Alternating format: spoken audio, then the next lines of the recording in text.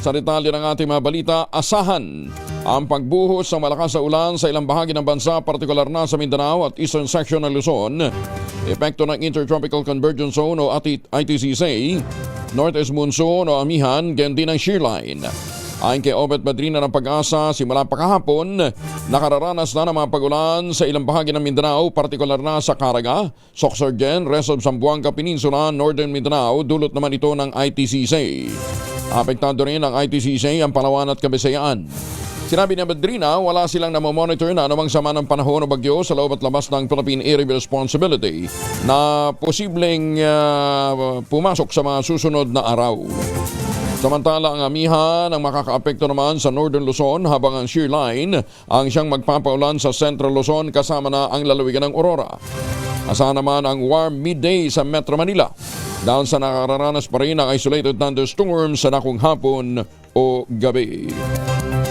Alamin muna natin ang magiging linya ng panahon mula kay Ka-Obet Madrina ng Pag-asa. Ka-Obet, good morning! Magandang umaga po, Sir Angel. Magandang umaga sa lahat ng mga nakikinig po sa atin. So ngayon nga po, wala po tayong minomonitor na anumang low pressure area. Medyo maliit na yung posibilidad, at least for this week po, na magkaroon tayo ng bagyo sa Philippine Area of Responsibility.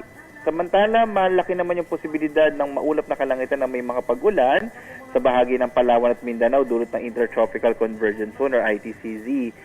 Dito naman po sa may silangang bahagi ng Luzon at Visayas ay mayroon po tayong shearline at easterlies o yung hangin nagmumula sa karagatang Pasipiko. Ito ay magdadala ng mas malaking posibilidad ng mga pag-ulan sa Cagayan, Isabela, Aurora, Quezon, Bicol Region at Eastern Visayas. So mostly po, Sir Angel, nasa may silangang bahagi po ng Luzon at Kabisayaan. Sa northern na Luzon naman, mga isolated light rain sa mararanasan, habang dito sa Metro Manila at nalalabing bahagi ng ating bansa, nalalabing bahagi ng Luzon at Visayas, makararanas po ng mga localized thunderstorms. As of 5 a.m. nga po, at least for Metro Manila, wala pa naman tayo nakataas sa thunderstorm advisory. So, ibig sabihin po, generally, malit naman yung posibilidad ng mga pag-ulan ngayong umaga dito sa Metro Manila. So, para sa mga kababayan po natin na papasok muli sa kanilang mga opisina, sa kanilang mga eskwelahan, medyo malit pa naman yung posibilidad ng pag-ulan. Pero mamayang hapon, may mga localized thunderstorms tayo, pero hindi ito magtatagal at hindi rin malawakan. Wala rin tayo nakataas sa gale warning, kaya ligtas naman pumalaot ang mga sasakyang pandagat at mga bangka sa mga baybayin po ng ating bansa. At yan po ang lagay na panahon. Yes, sir? Maalinsangan ang Maynila ngayong araw? Opo, mainit pa rin naman po. Lalo't easterlies naman po yung dominant po na weather system for Metro Manila. Ano yung paparating na parang cloud clusters? Saan ba kaya yan? Sa may bandang Mindanao yata yun, no? Sa baba mga Intertropical Convergence Zone. Hindi naman po yung magiging bagyo. Okay. Pero dyan sa Maynila, kasi may malawakang rally pa rin hanggang bukas yan. So, baon lang sila ng pananggalang sa init.